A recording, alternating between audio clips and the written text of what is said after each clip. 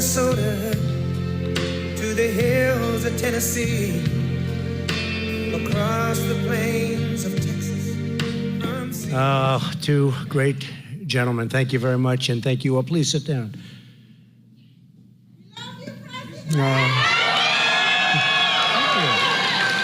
Thank you very much.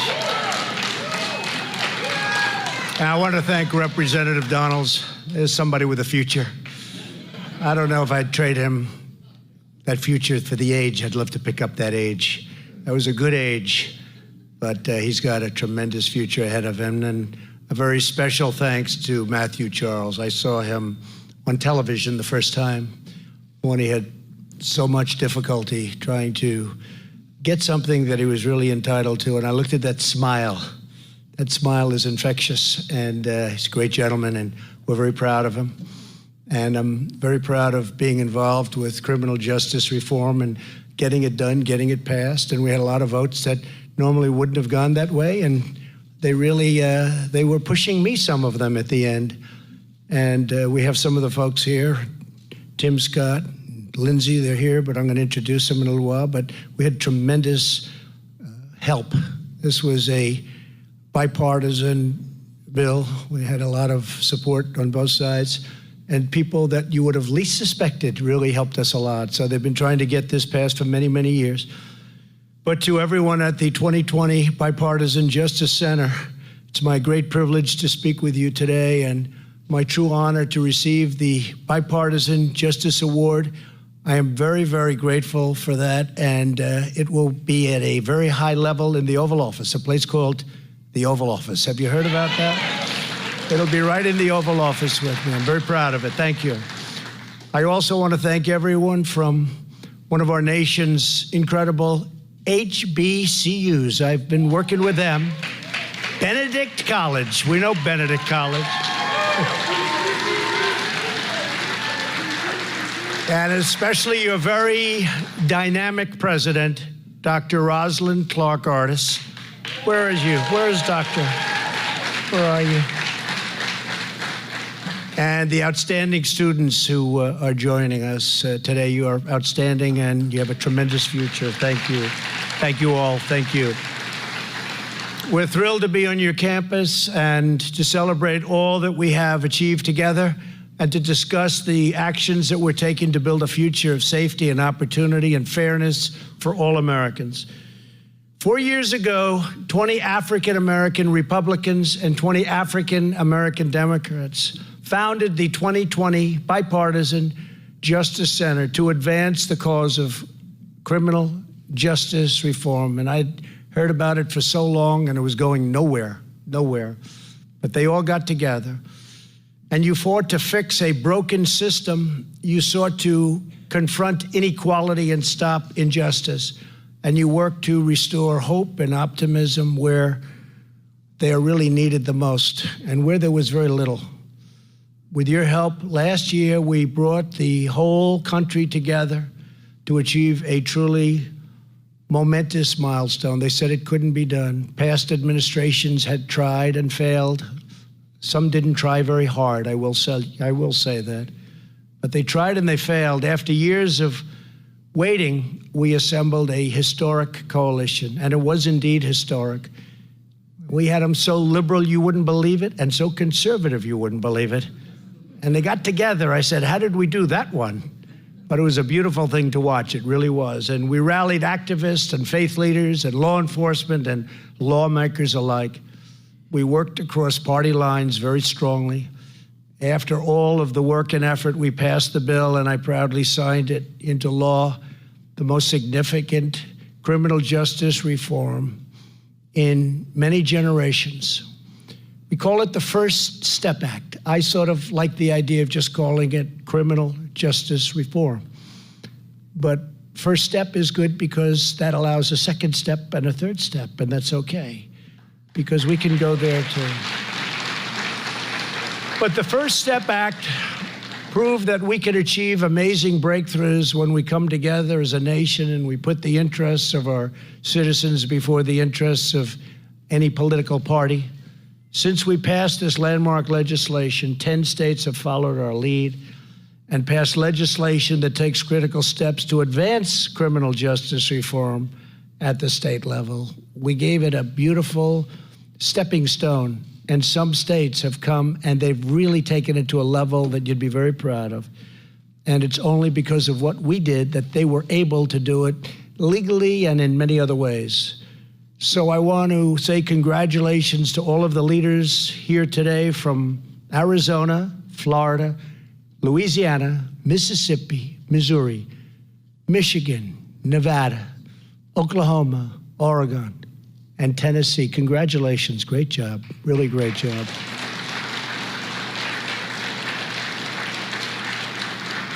We're also grateful to all of the mayors, city council members, and state legislators who are fighting for reform in your own communities. I especially want to thank the South Carolina leaders, and I have their names written down. There's so many of them. I'll do this before you, Henry. Is that okay? I want to introduce our great governor. They love Henry. They might like Peggy more, but that's okay. But we'll do this first. State Senator, they've helped so much, and President of the Senate, Harvey Peeler. Harvey, where are you, Harvey? Thank you, Harvey. State Senator Gerald Malloy. Gerald, thank you very much. Thank you. State Senator Katrina Shealy. Thank you very much. Thank you. Thank you. I thought you were over there. And State House members, Speaker Jay Lucas. Jay?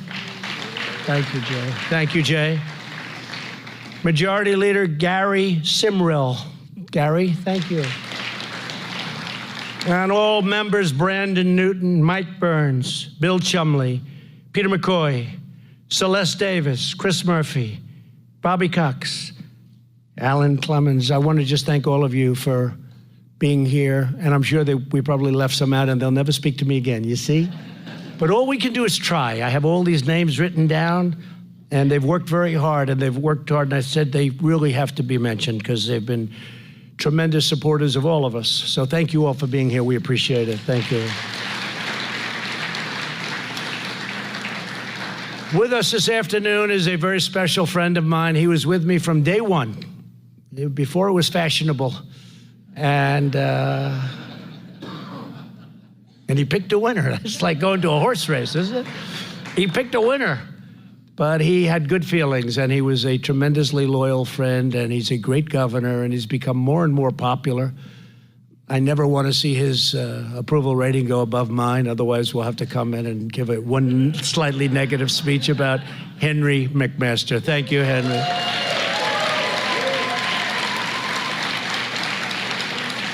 And also, please, Peggy McMaster, First Lady, congratulations on a job well done. Thank you, Peggy. She has been by his side, I'll tell you. Thank you very much, both. Great job you're doing, too, as governor. Lieutenant Governor Pamela Evett. Pamela, thank you. Pamela Evett, thank you. Thank you very much. And Alan Wilson's here someplace. Alan, thank you, Alan. Great job, Alan. Thank you very much. Two friends of mine that are warriors, really warriors, two great people, and you have them both. They're senators, and they fight, and somebody just said, Lindsay, we're up to 50 already, and I haven't even made a phone call. 50 out of 53. And they said, you get to 40, that's pretty good if you haven't done anything, but we're up to 50. I don't know if you've heard that, Lindsay. Did you hear that?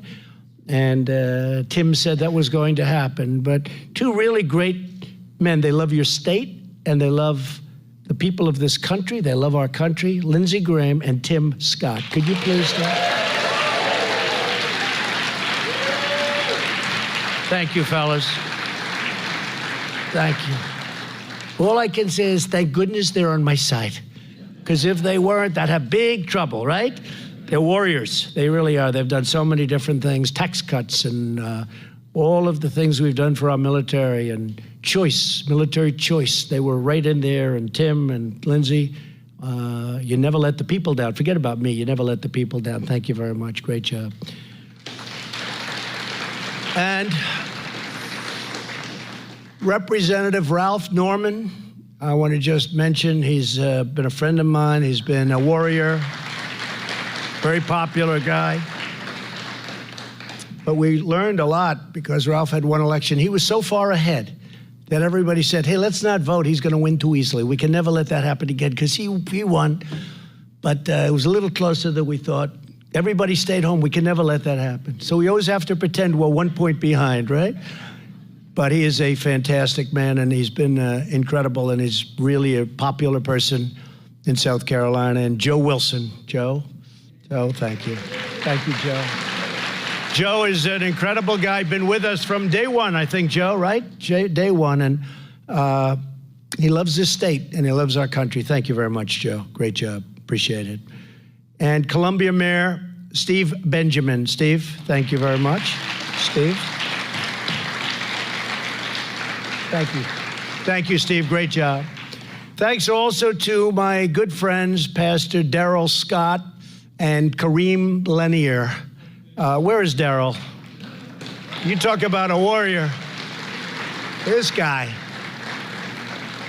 I met him a long time ago. He was defending me on CNN, low ratings, CNN. And he was brutal. You know, I said, he's a pastor. He's a man of the cloth. And boy, can he go at it. So you have the two, you have that little dichotomy, but he never let it bother him. And what he has done in defending us, I will never, ever forget it. Darrell Scott has been incredible, both of them. But when I saw Darrell on television, I said, we have to find out who that man is. He's fantastic. Thank you very much. Thank you. Thank you both. Thank you, Darrell. And I always thought he was a very young guy. How many years are you married to your great wife? Only 38. I said, how many years are you married? I thought he was like 40 years old. He said, we're having our anniversary. He's got an incredible wife. Oh, how many years? 38 years. I said, you got to be kidding me. 38, right? 38. That's great. Congratulations, Darrell. Thank you. Thank you very much. Great friend of mine. And we're also joined by several outstanding members of my administration, people that have really made a difference. Secretary of HUD Ben Carson.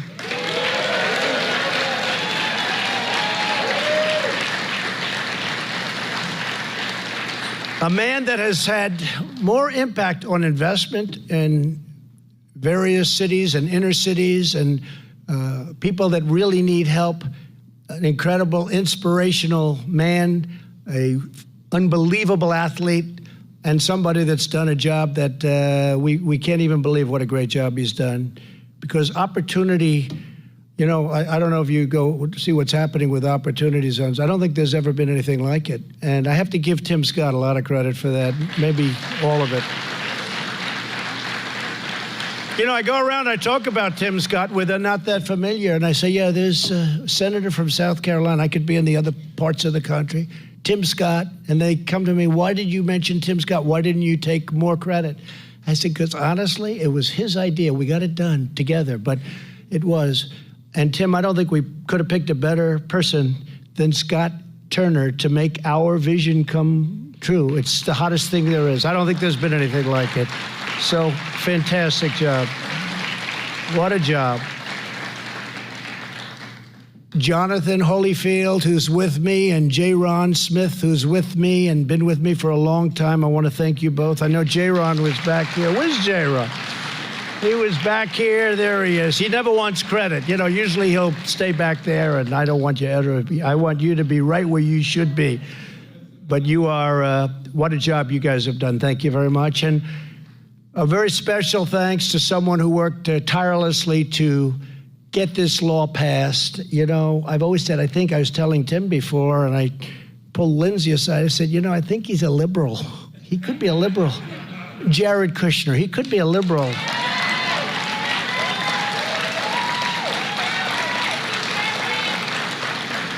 He wanted to get that through. He came to me. I said, Jared, okay, just don't ever come again, please. Just leave me alone. And we got it done, right, Jared? We called a couple of folks that people didn't think would come along, and they were incredible once they understood what we were doing. And it's really, you know, it's really worked out. It's been a while now, right? It's been a while, and it's really worked out. We've had tremendous support, and a lot of people are very happy. I want to extend my warmest condolences to the family and many friends of Elijah Cummings, who are celebrating his life today in Baltimore. not long ago, I met with Elijah in the Oval Office, and I saw the passion he had with me for lowering prescription drug prices. He had a very strong passion for that. We're going to get it done. I will tell you, we are absolutely getting it done. But I was with Elijah, and I have rarely seen anybody want to do something like that. And we're going to have that done. Prescription prices are coming down. We had the first year in over 50 years where they have actually come down. And if we could get support on the other side, we'll get those prices so far lower than they are right now, you wouldn't even believe it. I think people are going to be very surprised. So I want to give my warmest respects, please.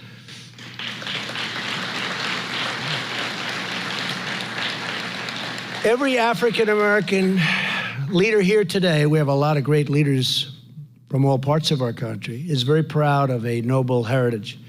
Throughout our history, African Americans have strengthened, uplifted, sustained, defended, and inspired the United States of America.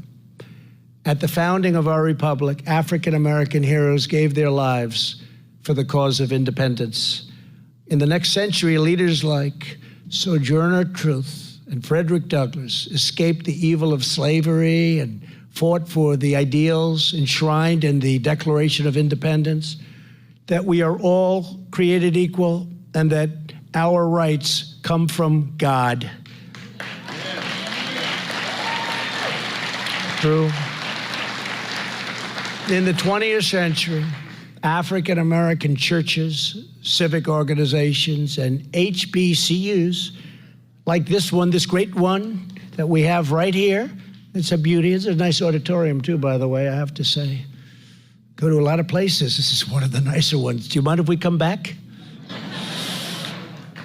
But you help lead the righteous struggle to secure civil rights. African Americans have given their blood, sweat, and tears for this nation.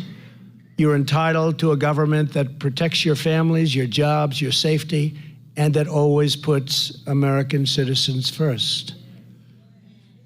So true. So true. From the beginning, my vow has been to stand up for those who have been forgotten, neglected, overlooked, and ignored. And we stand up loudly and clearly in our nation's capital. My goal has been to give a voice to the voiceless and to make Washington see and hear those who have been made to feel silent and to feel invisible. Although criminal justice reform was not a theme of my campaign initially, when I came into office, I heard from countless leaders and listened to many diverse points of view, including to our great church leaders and religious leaders, everyone from governors to law enforcement officers, faith-based ministries. They all came to see me, asked me to fight on behalf of this forgotten community.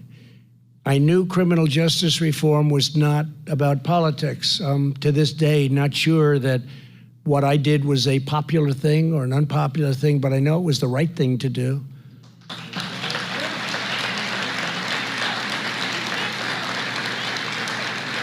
Thank you.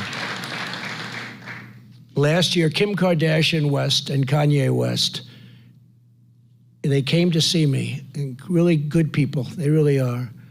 And they told me the story of a woman named Alice Johnson.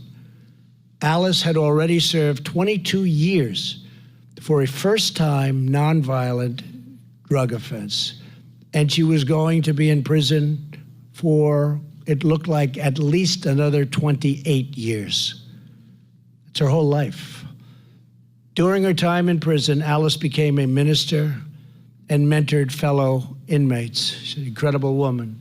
She took responsibility for her actions, but her sentence was simply not proportionate to her crime. And that's why I commuted Alice's sentence. And I'll never forget the scene. She came out of prison and there were her children, all grown up, big, strong guys, beautiful, really beautiful, incredible women with such love in their hearts, and they embraced and they kissed and they hugged and they cried outside of this big, monstrous prison. It was a scene that played all over our country, and it was a scene that I don't think anybody has any idea the impact of what that had on a lot of people that don't maybe think like we do. It had an incredible impact. It was a beautiful thing to see. There was so much love. That was true love. And that was a truly happy family. And that was something they never expected. 28 more years. I knew in that moment that I made the right decision. And we're all delighted that Alice is with us. She's been such an incredible representative. In fact, sometime I'm going to sit her down and ask, what is it that you do? Please explain it to me, Alice, because I'd like to have a little bit of what you have. But she has been. She's got an incredible warmth and passion, and she really is a very special person. I've gotten to know her. So, Alice, please come up and say a few words. Alice, thank you.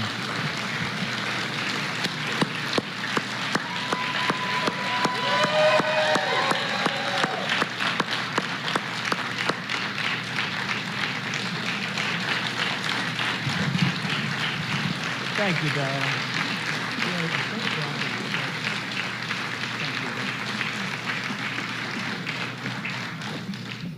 I never, in my wildest dreams, would have thought that I'd be standing before such a group as this. What an honor.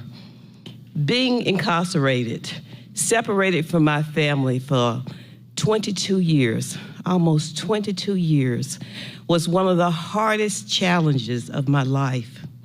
When one person goes to prison, it impacts not only that person, but their family, their communities, their society. For generations, we are impacted. Criminal justice reform is not a partisan issue. We are human beings. I represent, as you see my face here, see the faces of the ones that you will never see unless we come together, unless we come together to act, to cause other families to be reunited the way that I was reunited with my family. It was only by the grace of God that our president's heart was touched by my story and signed papers to commute my sentence. Kim, thank you.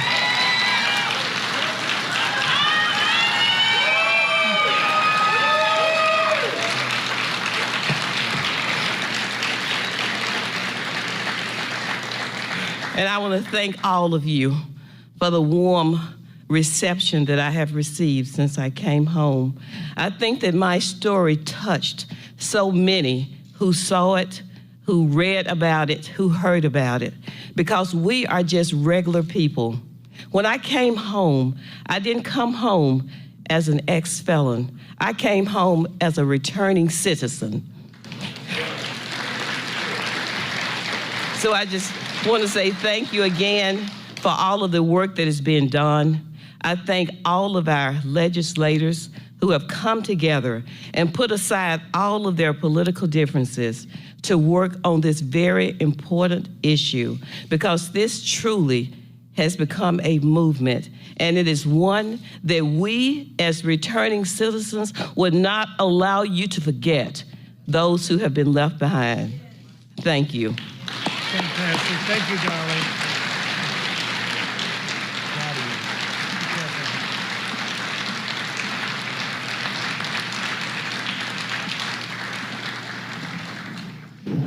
Thank you, Alice. And Alice's story not only touched my heart, but it showed me that significant disparities and injustices can exist in the criminal justice system. And I actually went to Alice and I said, Alice, you were in a prison for 22 years. You got to know a lot of people in that prison. How many people do you have it that were, there's only one Alice, right? But people like you, people that are there for so many years for something that really it's time to come out. And I said, because I want their names. And she knows, right? She knows the ones that we're talking about. Some great people are there. And so we're going to work on that, right? You're going to give me a big list, and we're going to do some good things, okay? She goes, probably. Thank you, Alice. Great job. The more people I spoke with, the more clear it became that the system could be deeply unfair, contributing to a tragic cycle of poverty and crime and incarceration. To redress this unfairness, the First Step Act made transformative changes. We rolled back the unjust provisions of the 1994 Clinton crime law, which disproportionately harmed the African American community. You know that. I remember very well what happened. Here with us today is one of the Americans who changed her life and was recently released under the First Step Act, Tanisha Bannister. And please, Tanisha, come up and tell us your story. Thank you very much, please.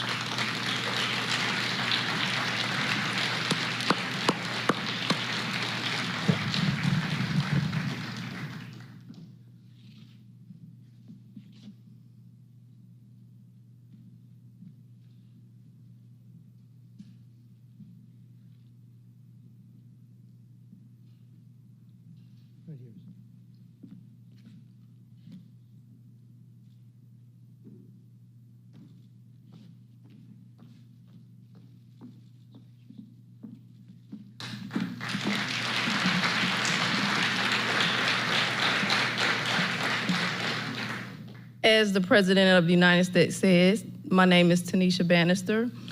I was released after doing 16 and a half years under the First Step Act. And it was because of that act that I was able to reunite with my family. I'm joined here today by my son, Abel. He's somewhere in the crowd there.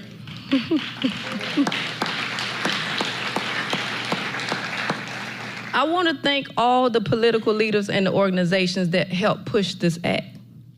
Organizations like Cut 50 that led this act to free not only just me, but thousands of others. I want to thank all the political leaders that crossed party lines and stepped out of their comfort zone to make this happen. So many, like myself, have been displaced in the criminal justice system for so long. But I stand here today to say, because of the First Step Act, we're able to move towards the second step. I want to thank the President for giving me another leash on life.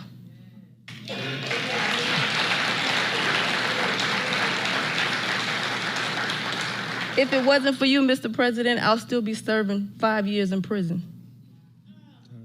All right, that's good. And I'll be forever grateful for that. Thank you. I just want society to know that this is one bright spot that we can stand on. That's not a issue that has to be forgotten about. It's one that has been focused on by not only just the political leaders, but the organizations that fight, that trudged to Washington. That was our voice then when we didn't have a voice to be heard. And I just want to say thank you. I want to say that in order to take the first step, you have to be willing to do things that you're not comfortable with. You'll have to be willing to have conversations that you're not willing to have.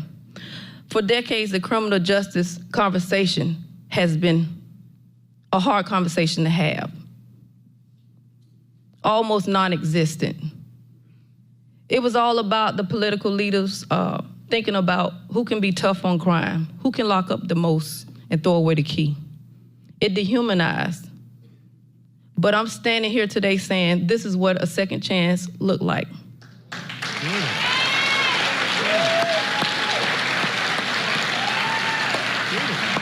I'm determined not to let my past define my future, but to continue to move forward day by day, step by step, and not forget about the ones that's left behind.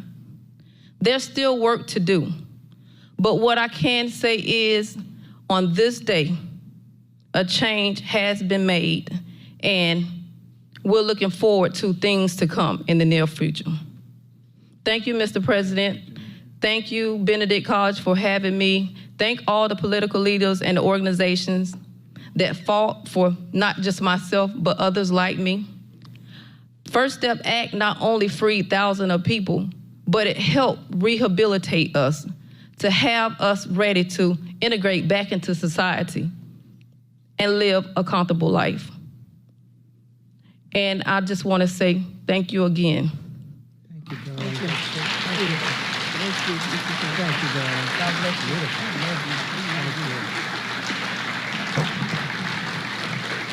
you. Alice, when is she running for office, please? I want to back her. We have to back her, right? That was not a written speech, folks. That was delivered from the heart. That was incredible. Tanisha, do you mind if I take a couple of the lines you just gave and use them in my future speeches, please? And Tanisha, like Alice, I want you to give me some recommendations of people that you lived with for many years that you know are good people that are in there for a long period of time. I want you to give me a list of names, okay? Because I know. Give me only the right ones. You know, you got a couple of bad ones in there too, Tanisha, right? And that's okay too. But give me the right ones, the two of you, and as soon as you can, okay? Because you know some great people that are going to be there for many, many years, Alice, right? And you're going to give me some names, all right? Thank you both. Thank you. Incredible. Thank you both. To ease former inmates' return to society, the single most important action we can take is to help them find a good job. As a result of our tax cuts, our regulatory cuts, and pro-American trade, and, you know, we're putting America first. I think everyone likes that very much. The energy reforms, our economy is booming. It's booming like never before. Nothing better for former prisoners that are coming home to look for a job when there's very low employment. And that's what we have right now. Because of this, the tight labor market, employers are now recruiting Americans who have been on the sidelines for far too long, including those with criminal records. And they're doing a phenomenal job. They come out and they're being hired. And I've had many people tell me, people that are doing the hiring, saying these people are unbelievable. They never got a chance before. So we are being helped by, they call it the Trump economy, but a great economy. We're being helped by a great economy. And perhaps our economy is the best criminal justice reform of all, because when people can get a job, earn a paycheck, and find purpose in their work, and especially when they're coming out of prison, it's an incredible thing. It's really an incredible thing. And we're setting records also when they come out, they're not going back in many cases. Statistically, much, much better. That's because they get a job and they like it. They love it. But before, they were never getting that job, and bad things were happening. For years, applicants with criminal records were dismissed out of hand, just automatically. Nope, we're not interested. Even if they were qualified, and even if you thought they were reformed, they couldn't get work. My administration is working vigorously to remove barriers to reentry and to encourage second chance hiring, and we're really doing a great job.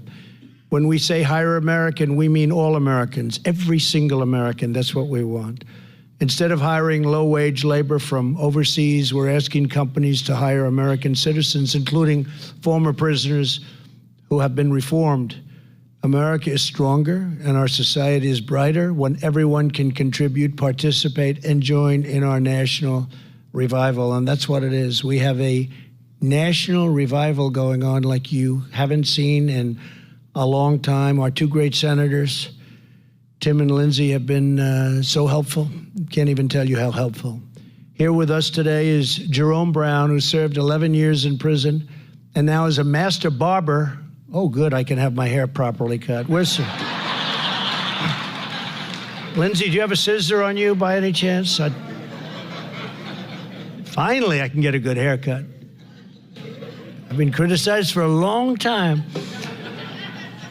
Now I'm doing really well. There's more than 500 clients. And Jerome, I'd love you to come up and say a few words, but perhaps more importantly, check out my hair, see what you can do for me.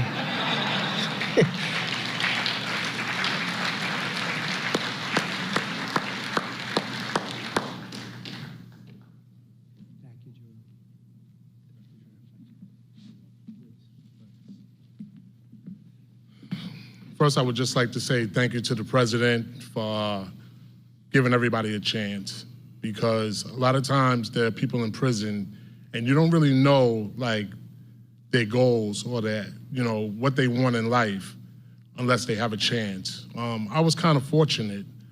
When I walked through the doors of the Federal Bureau of Prisons, I had a goal in mind, and my goal was to educate myself, to read, and to help my entire 11 years. So during that time, I made curriculums. I started a program called Criminal and Addictive Thinking. I had barber classes, and I was mentoring guys that couldn't read or write. I would help them. Anything I could do to help somebody, because helping them helped me.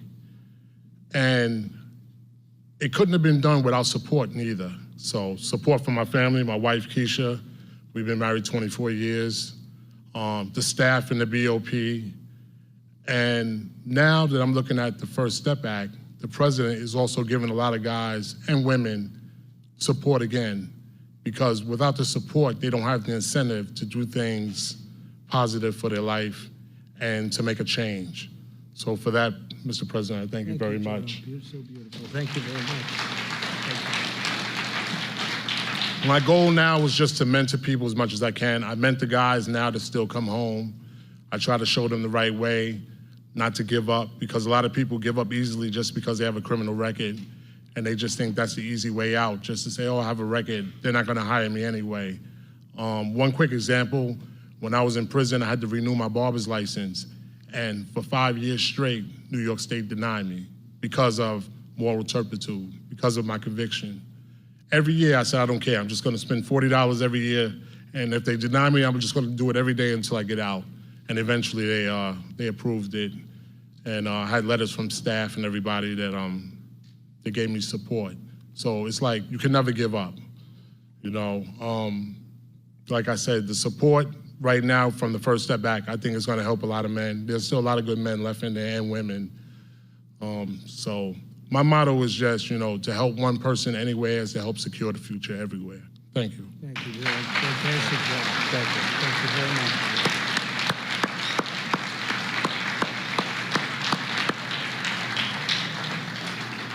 Thank you, Jerome. Incredible job. On criminal justice reform, trade, the economy, and so much else, our American First agenda is focused on expanding opportunity for citizens of every race, religion, color, and creed. For decades, politicians of both parties put their own interests ahead of your interests and put the interests of foreign nations ahead of the interest of our nation. Our leaders spent $8 trillion on wars in the Middle East, but they allowed our great cities to fall into tragic decay and disrepair. For the cost of 1 year of war in the Middle East, we could have given scholarships to every child at every inner city school in America and had tremendous numbers of dollars left over. Politicians drained America's wealth, policing ancient tribal conflicts overseas while leaving generations of African-American children trapped in failing government schools and in failing inner cities. The same Washington establishment enacted ruinous trade policies that shuttered our factories and shipped our jobs very far away to other countries. More than 500,000 African Americans lost good-paying manufacturing jobs after the twin disasters of NAFTA and China's entrance into the World Trade Organization. That was a bad day. At the same time, lawmakers and corporations joined forces to push immigration policies that hurt working-class Americans of all backgrounds. Many politicians fight harder in Congress for illegal immigrants than they do for United States citizens.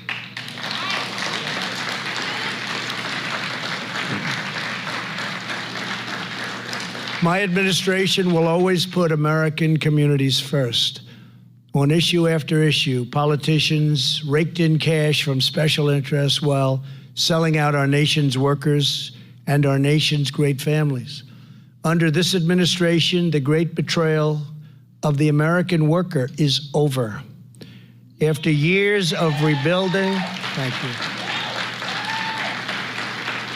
After years of rebuilding foreign countries, we are finally rebuilding our country, renewing our cities, and securing our neighborhoods and protecting our own forgotten communities.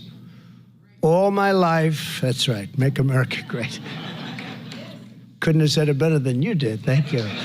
Thank you, Darren.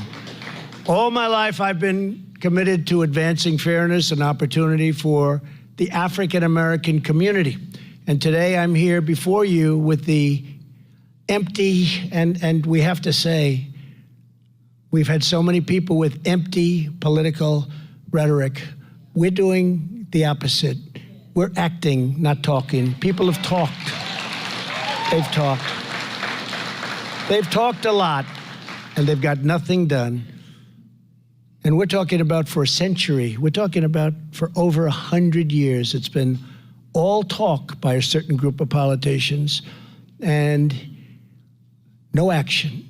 Tim Scott, Lindsey Graham, they've done more in the last couple of years than some of our, I hate to call them opponents, but I guess that's what they are, unfortunately. But they've done more than they have in 100 years. I'm here to report on real actions that we've taken, real promises that we've kept, and real results that we've delivered. Since the election, the unemployment rates for African American, Hispanic American, Asian Americans have achieved all-time historic, in the history of our country, lows. Today we have more working.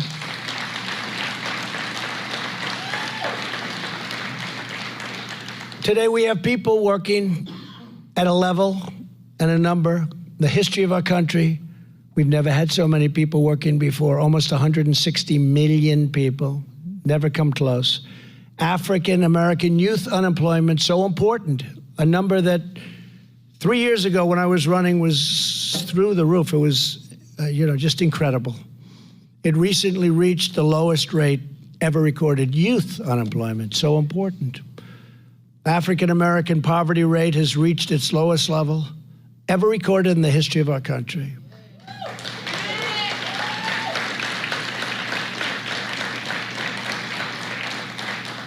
So when I'm up on the debate stage with one of these characters, whoever it may be, and I rattle off a couple of those stats, I don't know how they're going to beat me. They're going to have to be awfully good. They're going to have to be awfully good. More than 2 million Americans have been raised out of poverty, taken out of poverty, lifted out of poverty. For the first time on record, most new hires of prime working age are minorities and women. That's the first time in the history of our country. Minorities and women. Wages are rising fast, and they're rising twice as fast for the lowest income workers than they are for the high wage earners. Proportionately, they're doing the best of all. Women, the best year for employment in 71 years. And soon, I think it will be historic. It will be in history. That's a good number. A recent analysis found that middle-class income has risen by $5,000, but add to that, it's median household income, add to that $2,000 from the tax cuts, and then $2,000 for energy, because our energy is much cheaper. And when you look at other countries, what we've done with energy, we've become the #1 producer anywhere in the world by far.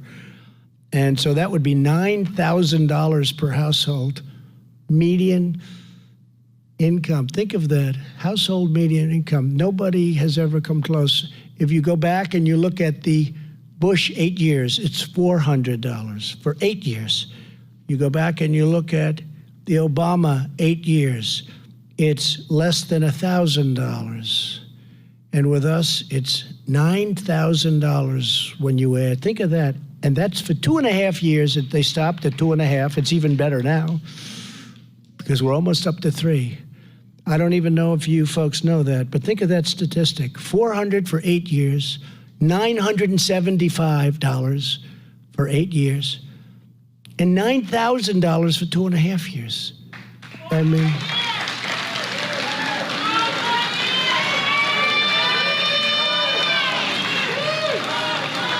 thank you. Thank you. That just came out. That came out in a poll, Moody's, and it just came out in a poll. And you can never take this. They said, I'll win the election practically no matter what. They had 3 different forms of win. And they've been right in every year except for one. You know what the one was? The last one. They got that one wrong. Did you know that, fellas? They got that one wrong. They said we were wrong about 2016. They don't even mention that I happened to be in that election, but they said that was the only one they got wrong. That's okay with me.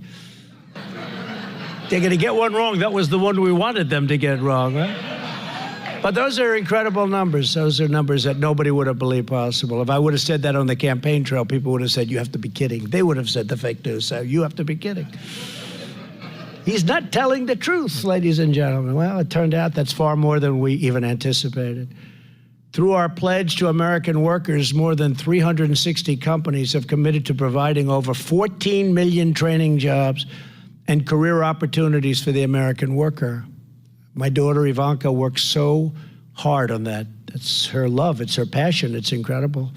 She came to me at the beginning of the administration and she said, I want to help people get jobs, Dad, but they have to be trained. She was a great student, she's a great person, and she said, but they have to be trained. I said, what's your goal? She said, 500,000 jobs.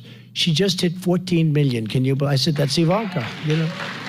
That's Ivanka. 14 million jobs. It's incredible. It's one of the reasons I think that our employment numbers are so good. I hope that you will judge my administration based on the tremendous amount that we've achieved, not talking, but achieving. We've made, it's really something. It's really something. And the support that you've given is incredible.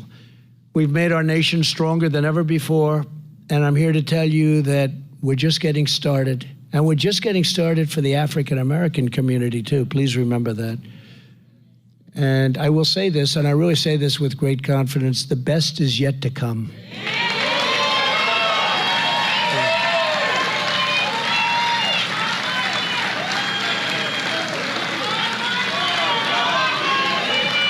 Thank you. Thank you.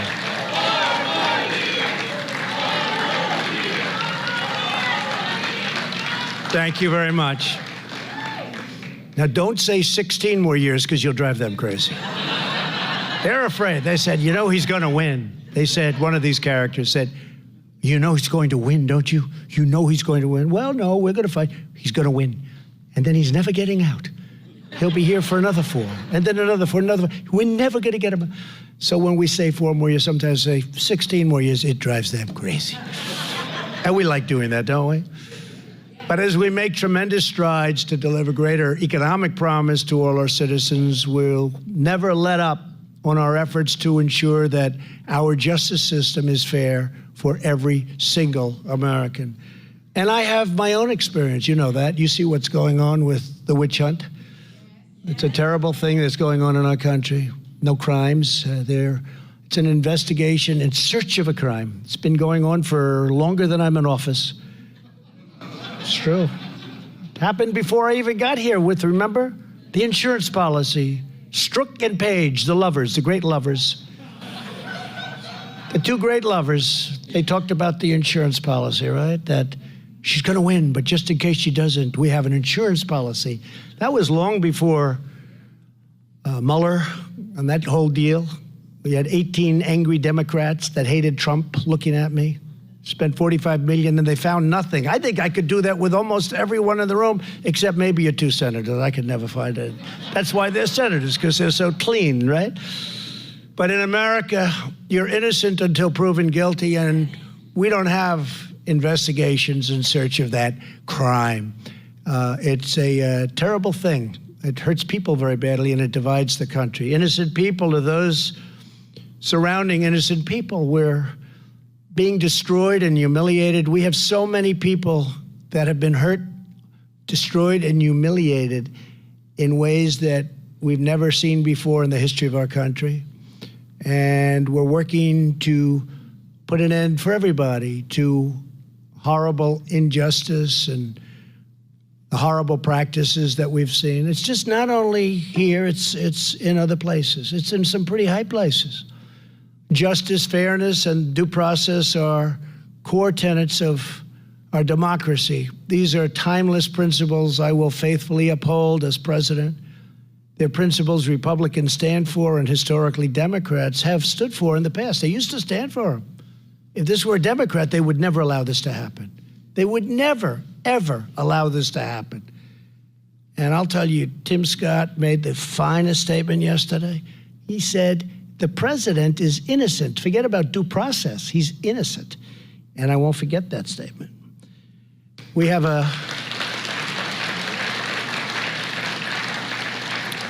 to remember a big factor, and I say it more and more in my speeches because Honest Abe was something pretty special. Abraham Lincoln, he was a Republican, a president revered for what he did to preserve our nation and union and to abolish slavery. Abe Lincoln was a Republican. A lot of people forget that. Fellas, I think we have to start bringing that up a little bit, okay? People forget that. They don't know that. They don't assume it, actually. We're committed to upholding his legacy and the sacred principle that all people are entitled to live in freedom and dignity. I'm talking about Lincoln more and more because the Democratic policies have let African Americans down and taken them for granted. And they have. They've taken African American communities for granted. And I promise you that Republicans will never, ever do that. We're going to keep fighting for you, and we're fighting hard, and we're really having an impact. And you're having an impact on elections now. And you should never let that happen, but they have taken advantage. I will always fight against abuses of power from any source, and I will always champion the right to due process, the right to a fair trial, the right to good legal representation for every American, regardless of race, background, position, right? It's a big thing, legal representation. A lot of people get in a lot of trouble because they have the wrong representation. And they say, why didn't I have somebody that knew what he was doing or tried or was fair? This is my promise to each and every one of you. I'm hearing that more and more African Americans are supporting our Republican policy agenda because they see the results that we're delivering.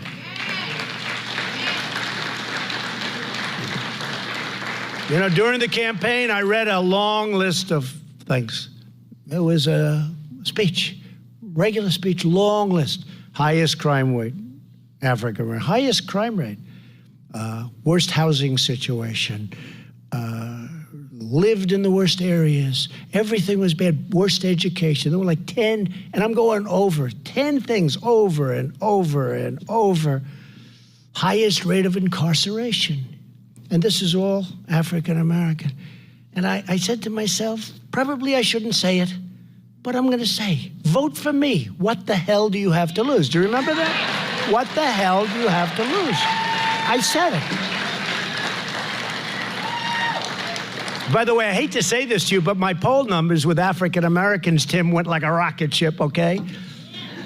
My people said, I don't know if that was good to say. I said, look, it's the truth. What the hell do you have to lose?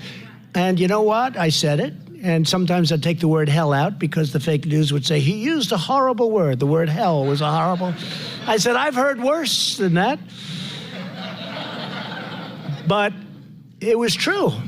And look at what we've done in less than 3 years. I mean, look at the progress you've made. Everything's historic, meaning it's never happened in the history of our country, what we've done. And we're very proud of it. And, you know, it's an incredible, talented, smart, wonderful, warm, look at the people that came up today, warm group of people. And I have so many friends. They're great, great, and I am so honored. I just am so honored. And Jerome, I'm putting you in the same category with these two incredible women. If you have some people in there that you've been with for a long period of time, you're going to give me some names. I only want the right names, Jerome, okay?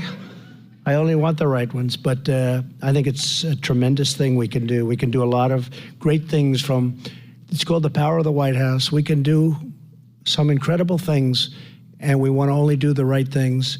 But these are three unbelievable representatives. And there are so many more out there that we don't know about. We want to find out who they are so we can help them out too. Jared, I'll put you in charge of that little project. That's something he'd like to do very much, right?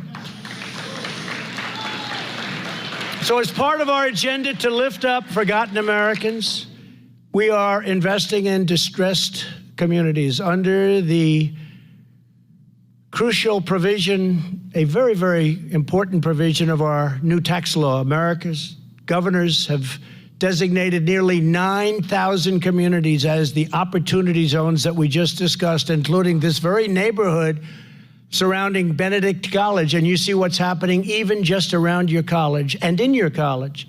To bring back prosperity, we slash taxes on new investment in these areas, and people are investing in these areas that would have never, ever been investing here.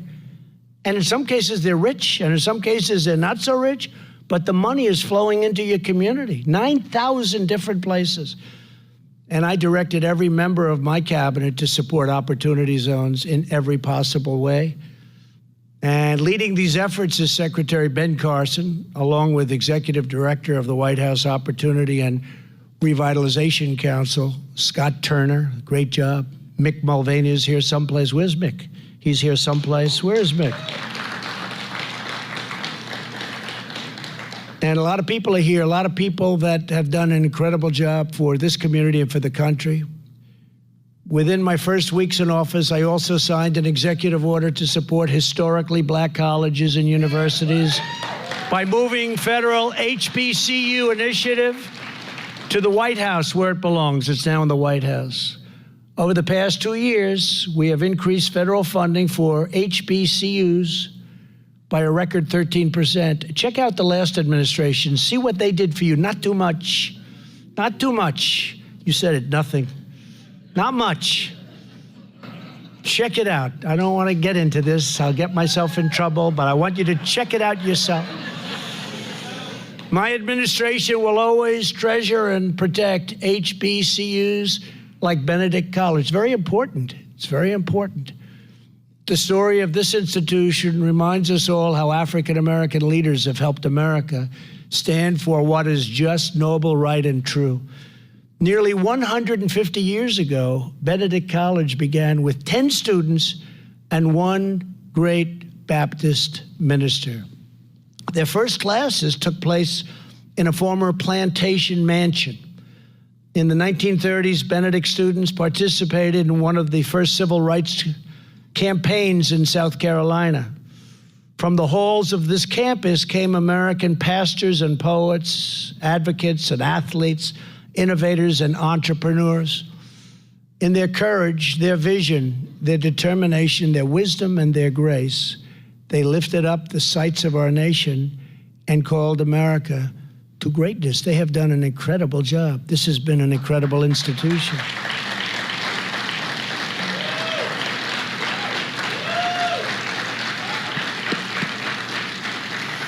The extraordinary legacy of generations of African-American patriots shows us that the heart, spirit, and soul of our nation is always found in our people.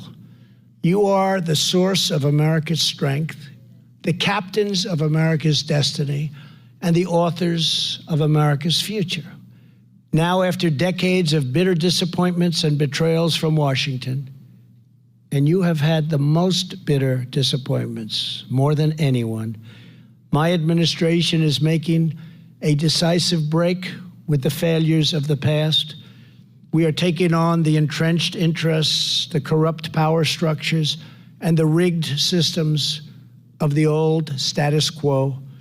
With confidence in our vision, we are putting this nation on a better and brighter path for you, for your families, and for all of our great citizens. We're keeping our promises. We're solving problems, righting wrongs, and boldly confronting injustices wherever and whenever we find them. Through it all, we are honoring our allegiance to the hardworking men and women who sweat and sacrifice make our country run. Together, we are reaffirming the sacred bonds of loyalty and love that unite us together as citizens and patriots and as Americans. We are defending freedom and justice and equality for every man, woman, and child all across our nation. We are fighting to bring opportunity, dignity, and hope to every block, every neighborhood, and every city and town all throughout this magnificent land. Above all, we are putting our faith in the greatness of our people, the grace of our God, and the glorious power of redemption. Thank you, God bless you, and God bless America. Thank you very much. Thank you. Thank you. Thank you.